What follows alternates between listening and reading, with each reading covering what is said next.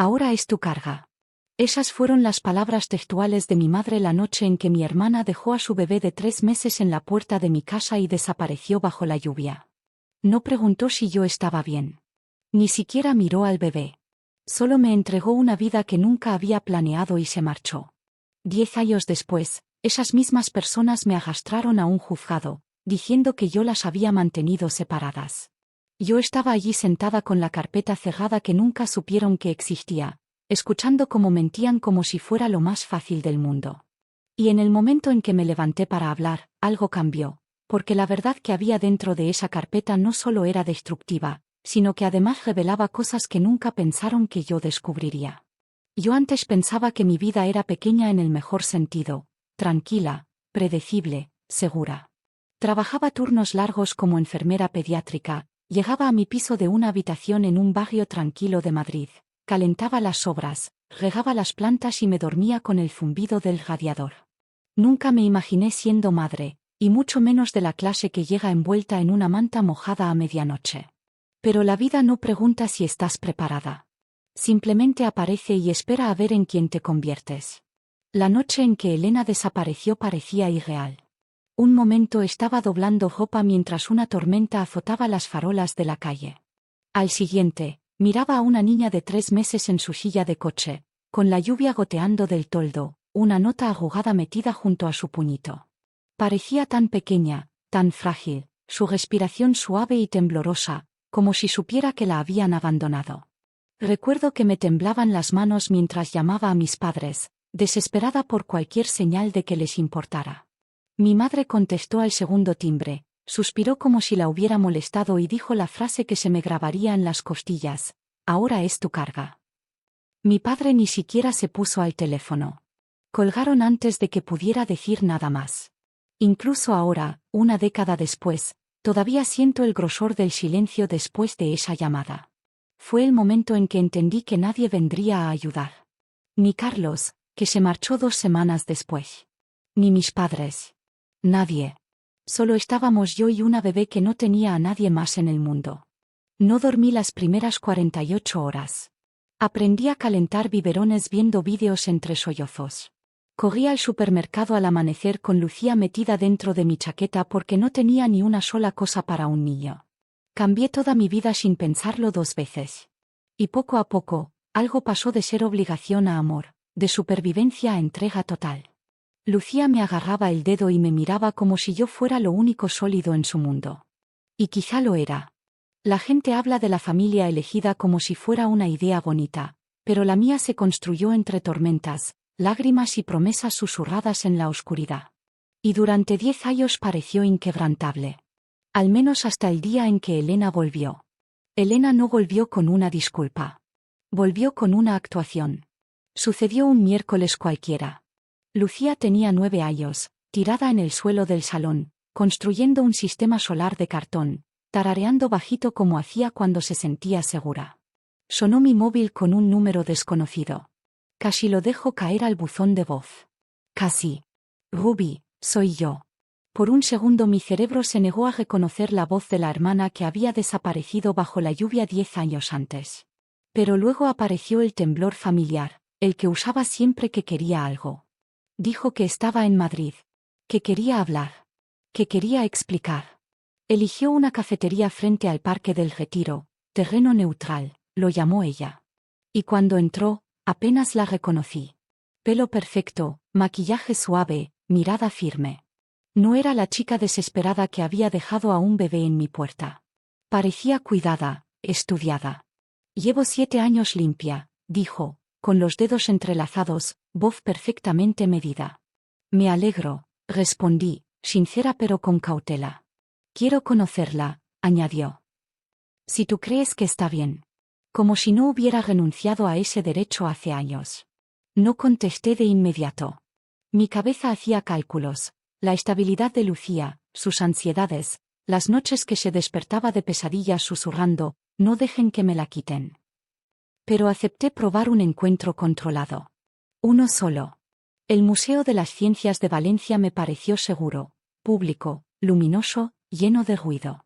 Lucía se agarraba fuerte a mi mano, tímida como nunca. Elena se acercó con suavidad, demasiada suavidad, como quien quiere sumar puntos. Y cuando Lucía dijo, «Mamá es mi madre de verdad», los ojos de Elena se llenaron de lágrimas. Quise creer que ese momento la humilló. Pero la humildad no dura mucho en personas acostumbradas a los atajos. Durante los meses siguientes la presencia de Elena creció. Visitas semanales, mensajes preguntando por trabajos del cole, regalitos dejados en la puerta. Y Lucía, con su corazón blando, se abrió poco a poco. Yo no me fiaba, pero no quería que mi miedo se convirtiera en la jaula de Lucía. Entonces, una noche después de que Lucía se durmiera, llegó un mensaje: «Mañana tenemos algo importante que hablar». Firmado no solo por Elena. Elena y Diego. Diego Ruiz, su nuevo marido, un hombre al que yo nunca había visto. Al día siguiente se sentaron frente a mí en la mesa del comedor, con las manos entrelazadas, sonriendo como si todo estuviera ya decidido. «Queremos la custodia», dijo Diego con calma. Elena ni siquiera parpadeó. Y justo entonces, viendo los lápices de colores de Lucía desparramados sobre la mesa entre nosotros, algo dentro de mí encajó.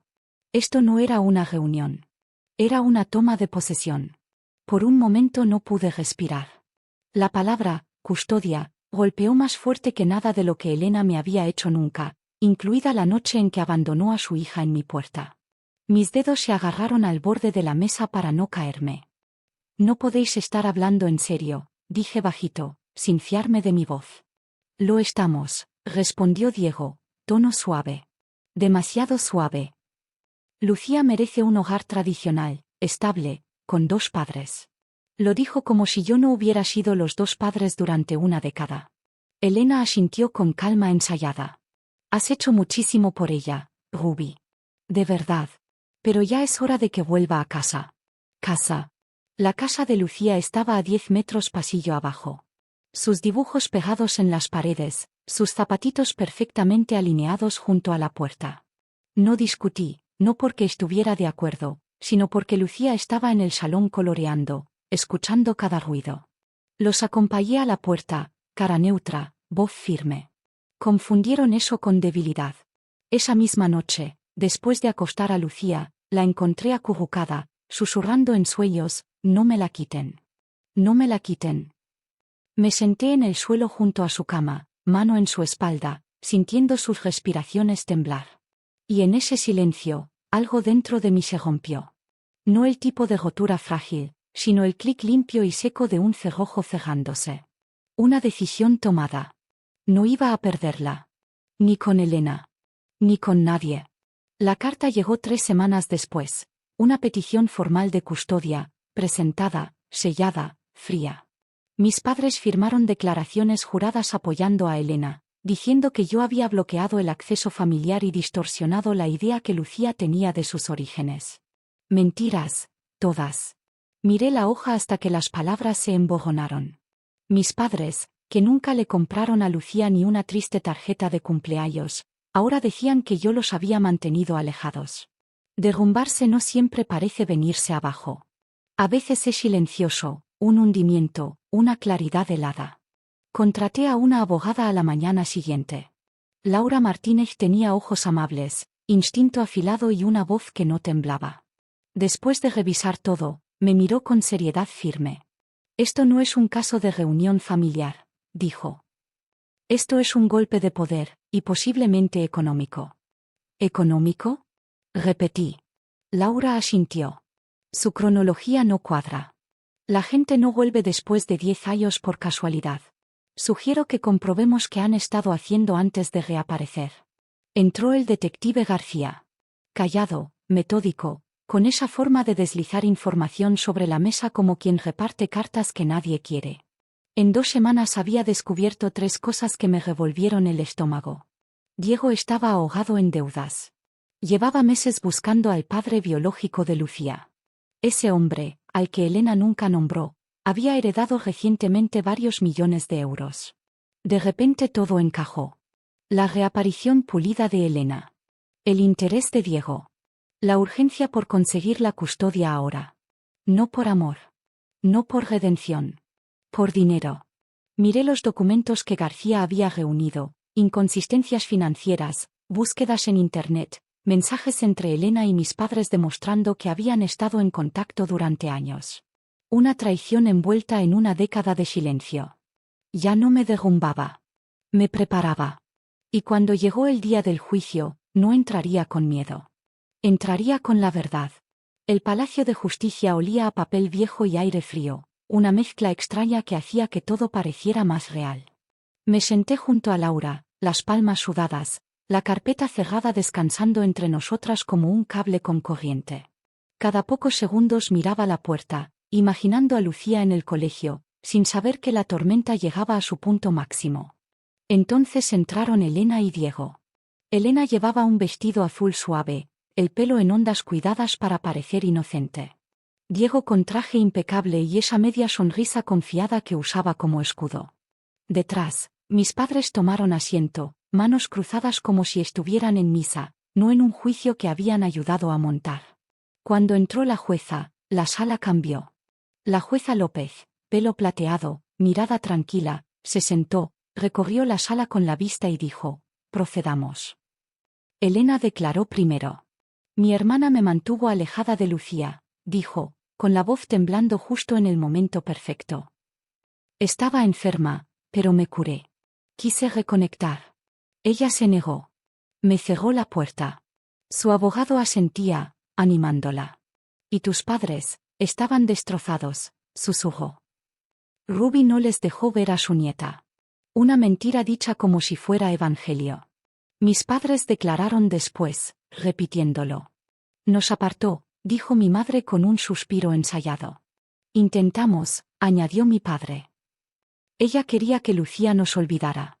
Ni una vez mencionaron las noches en que le supliqué ayuda, los cumpleaños que se saltaron, el daño que causaron. Diego declaró el último. Frío, pulido, peligroso. El horario inestable de Ruby, sus ingresos limitados y la falta de un hogar con dos padres ponen a Lucía en desventaja, dijo. Elena y yo podemos darle estabilidad. Oportunidades. Oportunidades. Esa palabra me apretó algo detrás de las costillas. Entonces me tocó a mí. Laura me guió por la historia, mostrando fotos, informes del colegio, notas del terapeuta, testimonios de profesores, vecinos, médicos. Cada documento pintaba el retrato real de la vida de Lucía, estable, querida, cuidada. Pero incluso mientras hablaba, el abogado contrario intentó desmontarlo. «Trabaja en 2 empleos, ¿correcto?» «Lo hago», respondí. «Para ahorrar para su futuro». «¿Está soltera?» «Sí». «¿Alquila?» «Sí». «¿Cree que puede ofrecer lo que una pareja casada con casa propia?» Laura objetó. La jueza la aceptó. Pero el daño no estaba en la pregunta. Estaba en lo que insinuaba. Inspiré despacio. «Yo puedo darle todo lo que realmente necesita: seguridad, estabilidad, amor, las cosas que solo ha conocido conmigo». La jueza me observó con atención. Su mirada no era fría, solo evaluaba, pesaba la verdad contra las apariencias. Cuando terminaron los testimonios, la jueza cruzó las manos. «¿La parte demandada tiene pruebas adicionales que presentar?» Laura asintió. «Sí, señora jueza. Las tenemos». Mi corazón retumbó. Este era el momento en que todo giraba. Alzó la carpeta cerrada. «¿Puedo acercarme?» «Adelante». La carpeta aterrizó en el estrado con un golpe suave, pero el sonido cortó la sala como un cuchillo. Elena frunció el ceño. Diego se removió en la silla. Mis padres se inclinaron hacia adelante. La jueza López rompió el sello. Al abrir la primera página, alzó las cejas. En la segunda, inspiró fuerte. En la tercera, su expresión se endureció. «¿Qué es esto?», preguntó, voz controlada pero con filo. «Hallazgos verificados de un investigador privado con licencia», dijo Laura, «incluyendo registros financieros, logs de comunicaciones e historial de búsquedas obtenidos legalmente. La prueba contradice directamente los testimonios dados en esta sala». La cara de Elena palideció. La mandíbula de Diego se tensó. La jueza leyó en silencio casi un minuto. Luego: «Señorita Moreno», dijo, dirigiéndose a Elena. «¿Sabía usted que su marido ha estado intentando localizar al padre biológico de Lucía?» Elena parpadeó. ¿Qué? Sabía que ese hombre heredó recientemente una fortuna considerable, y que el señor Ruiz inició la búsqueda inmediatamente después. Diego abrió la boca, pero su abogado le tiró de la manga. La voz de Elena se quebró. Yo, no sabía los detalles. La mirada de la jueza se agudizó. Eso no es lo que sugieren estos mensajes. Mis padres se removieron nerviosos. Y señora López, continuó la jueza, girándose hacia ellos. ¿Pueden explicar por qué sus registros telefónicos muestran comunicación regular con Elena durante 3 años, a pesar de sus declaraciones juradas de que desconocían su paradero? Mi madre balbuceó. Mi padre se secó el sudor de la frente. No tolero perjurio, dijo la jueza con voz plana. Especialmente en un caso que involucra a una menor. Laura puso un segundo grupo de documentos sobre el estrado. Además, señora jueza, encontrará informes de la orientadora del colegio que indican episodios graves de ansiedad en Lucía por miedo a ser separada de su cuidadora principal. Eso cayó más fuerte que cualquier mentira económica. El silencio se extendió por la sala. La jueza López cerró la carpeta. Luego me miró directamente. Señorita López, por favor, levántese. Mis piernas temblaron, pero me puse de pie. El tribunal reconoce su década de cuidado constante y afectuoso. Lucía la identifica como su madre psicológica. Separarla de su hogar sería emocionalmente dañino y contrario a su interés superior. Sentí que la sala se inclinaba. Se me cortó la respiración. Por tanto, continuó, la custodia permanece exclusivamente con usted. Un sonido escapó de mí, un jadeo roto y silencioso. Elena Moreno, dijo la jueza López con firmeza. Se le conceden visitas supervisadas condicionadas al cumplimiento continuado de todas las recomendaciones del tribunal. Diego se levantó de golpe. Señora jueza. Siéntese, señor Ruiz, ordenó. Sus motivos económicos están documentados, y el tribunal notificará a las autoridades pertinentes para su revisión. Mis padres me miraron como si ya no reconocieran quién era yo. Se levantó la sesión. El mazo golpeó una vez, limpio, definitivo. Lo que siguió fue un bojón, sillas arrastrándose, murmullos llenando la sala, abogados recogiendo papeles. Elena se acercó despacio, ojos rojos, voz fina. No lo sabía, susurró. Diego dijo que. Retrocedí, no por rabia, por protección. Tuviste 10 años, dije en voz baja. 10 años para aparecer por ella. Volviste por el dinero, no por la niña. No lo negó. Al salir del juzgado, la luz del sol entraba por los ventanales altos, cálida en mi cara. Di un paso hacia ella como quien emerge después de años bajo el agua. Mi móvil vibró, un mensaje de la profesora de plástica de Lucía. Una foto de Lucía sonriendo, enseñando un dibujo de las dos. Una familia hecha por elección. No por sangre, ni mentiras, ni derechos inventados. Por fin exhalé. Estábamos a salvo. Y esta vez, la verdad había peleado por mí. Las semanas después de la sentencia fueron extrañamente tranquilas, como si mi vida por fin se acomodara en la forma que siempre debió tener. Lucía volvió a dormir toda la noche. Ya no había pesadillas, ni se agarraba fuerte al dejarla en el colegio. Dibujaba colores más vivos, amarillos solares, azules de cielo, no los grises ansiosos que habían llenado sus hojas durante meses.